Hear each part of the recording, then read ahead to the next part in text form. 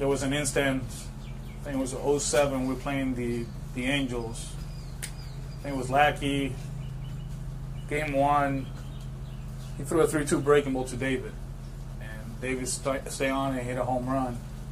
We go back 2 days before that, when that happened, and we go through the scouting reports, and he pulled David aside. He's like, 3-2 count, man in scoring position, 2 outs, sit on it, he'll throw it to you. And the big man hit it out, and I was like, whoa, wait a minute, we're that good, you know. And he was a guy that I was always pay attention, and throughout the years, I tried to stay in touch with him. Was able to talk to him during the season last year, and honestly, and as you guys know, there was other teams that, you know, I went through the process with them. If it wasn't here, whoever it was, we were gonna ask permission to interview Dana. So he was a guy that probably no way they were gonna give that team permission to interview, but that was a guy that I always said, you know, he was gonna be part of my coaching staff. Why do you think it would be a good pitching coach, considering he wasn't a pitcher? No, I mean, Dave Duncan wasn't a pitching coach, and he's one of the best. So I mean, he's been in that situation in the bullpen. He's a scout. He knows about mechanics. He knows about pitch usage. He knows what it takes mentally to go through the grind. He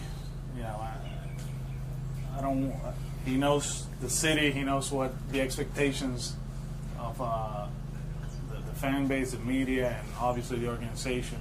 And he's surrounded by people that are going to help him out.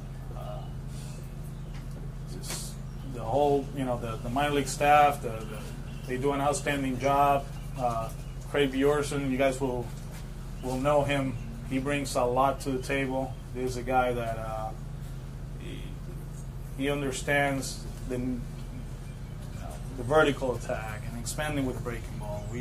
He knows all that stuff, and the analytic department, Banny, he does an outstanding job. So it's a total team effort, just like with the manager. You know, you have to trust the people that is around you, and believe that they're going to help you out to make good decisions. And it's the same way with Dana, and I have total confidence in him. Alex, you talked about Rafael Devers yesterday and his fielding. Since we've been talking about weight, guys that have lost weight, guys that have gained weight, are you comfortable with the weight that he's at? Yes, I'm comfortable. The way he's moving, you know, you can see he's very explosive. He's a guy that at a young age, obviously, you have to keep teaching him not only on the field, but also off the field. And he's willing to take the information. You know, I went to the Dominican Republic in December 26th, and I explained to him, hey, you know, you're the third baseman for the Boston Red Sox, you know, and we want you for the long run, not just for 2 months and be good. So, you know, he's made some big adjustments, you know, off the field, and we're very happy where he's at. Well, you know why I bring that up, because of what happened with Pablo last year. We saw his weight. And that's a good thing about him. You know, he understands, you know, what happened here. So you don't, you know, it was easy for him just to, you know, hey, Pablo was right there. He saw what happened. So, you know, at 21, he's a smart individual, and he understands that can happen. So is he on a better nutritional diet? He's made some adjustments off the field, you know, and we honestly, if you see him on the field, you know, you see him compared to where he was probably towards the end of the season, although it doesn't look that way, he's moving a lot better, you know. So, you know, I'm extremely happy with Devers, not only what he's doing on the field, but off the field too. Alex, you've been talking about Mookie as your leadoff hitter. You said yesterday that he'll be the guy Chris Archer throws to.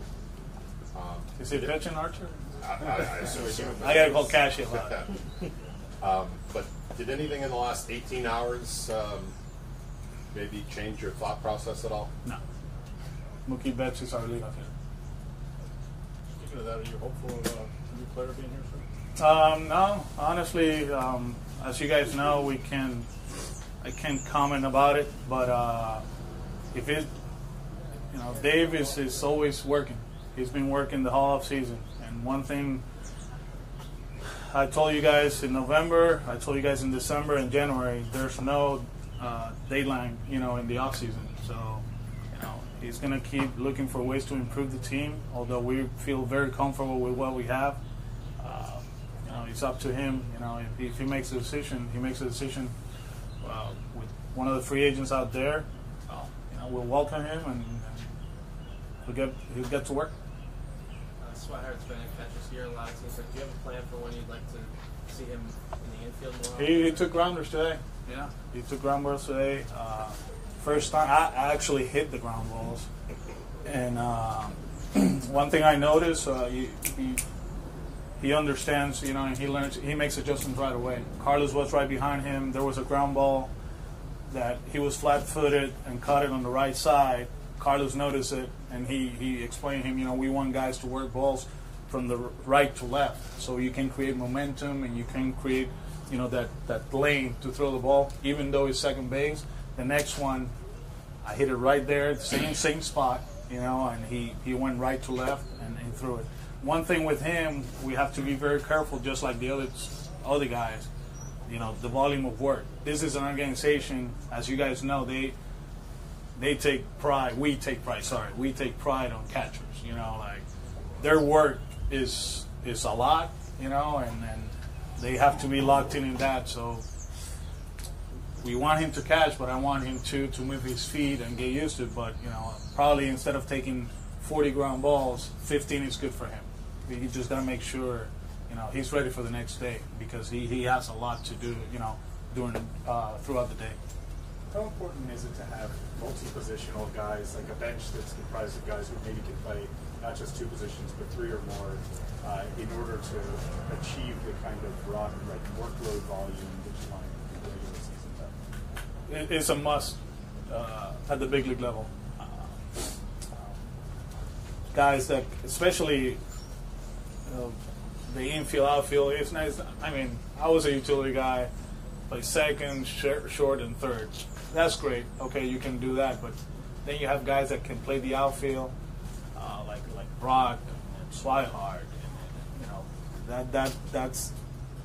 That really helps, because then you can make roster spots knowing that one of those guys is worth probably 2 or 3 players, and you can add one more player. Or depending on where we at, if somebody's banged up, then you're not afraid to put somebody out there, and you don't feel comfortable. You feel actually comfortable that he can do the job. And I'm not saying that you throw them out there for 5 days in left field, but it's good to move them around. We take Devers for granted and Bogarts for granted, and that's not the case. Regardless of how good they are, rest is a must at this level. For guys to go through a season, you need rest. You have to have guys like that, and I think that really helps you. I mean, there would be, a lot of times there would be a target of an everyday player would be 150, 155 games in a lot of past years. With the Astros last year, you obviously there weren't a lot of guys who were getting to that point. Do you envision kind of increasing the number of days off in hopes of? We'll talk to them about it. That's a conversation as a staff, medical staff, and obviously the front office. We'll sit down with them individually and talk about it. But I know it's a hard conversation, because I went through it last year. But if they start buying into it, they will see the results. They will see the benefits of having off days. You start looking at our schedule, and I did. There's certain trips here that, they're tough. The 3 cities, started in the West Coast, then go to, I think it's Minnesota, and ended up in Toronto, whatever it is, Those are tough ones, and you have to be very careful. They have to understand that I get it, there's a few at-bats that you're not going to have compared to previous years, but at the end, they're going to benefit from the plan. Alex, can you talk about Pedro's involvement this year and what it means to you to have him just talking with your pitchers? He's a Hall of Famer, and he's involved. He's willing to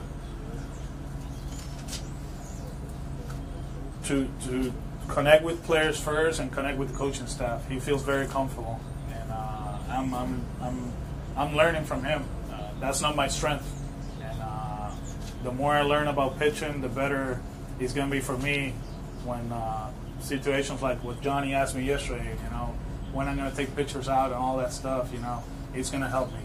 Sitting there in that clubhouse, talking to him, and in other areas too. Dwight Evans is here. For me, that's great. But having Pedro, connecting with Dana, and for us to understand he's not stepping on nobody's toes. We know that Dana is the pitching coach and CB is the bullpen coach. But for him to contribute, for me, it's a great, situation for not only for us as a staff, but for the players. How about the veteran roster makeup with the 2 off days in the first 2 weeks? Can you get away with 11 pitchers at the beginning of the season, or have you given any thought to that? I think it's too early for that one right now, but it's a different schedule. It is a different schedule. First of all, Friday off, that's a first, I think. But the National League too, 2 games in Miami, we have to make sure, we prepare for that. It's a different roster probably. So 4 games in that turf too, right away we go there. So, like I said, it's too early for that, but that's something, I've been paying attention, see how we're going to work. Obviously, health is going to be very important for us and every other team in the big leagues, but we'll get to that one, and we'll make the roster based on what we can, what makes the best team possible in those days. Okay, thanks guys. Thanks, Alex. Thank you.